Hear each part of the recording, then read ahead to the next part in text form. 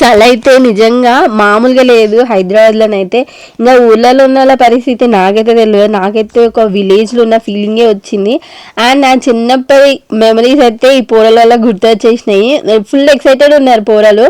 నేను మా అమ్మమ్మ తాత ఇట్లా ఫైర్ క్యాంప్ పెడితే ఇట్లా మంచిగా కూర్చొని కాపుకుంటుండే. కానీ మేమేమో చెట్లు ఏరుకున్నాడు అయింది. ఆ పోరలు ఫుల్ ఎక్సైట్ అవుతున్నారు పెడతారని. బట్ లాస్ట్కి వాళ్ళు ఉండలేదు, లేట్ అయిపోయిందని వెళ్ళిపోయినారు అనమాట. ఈ చెట్లు పాములు వస్తాయి అని చెప్పేసి మేము క్లీన్ చేయించి మరీ పెట్టినాం అనమాట. అవే మాకు ఇప్పుడు లైఫ్ సేవియర్ అయింది.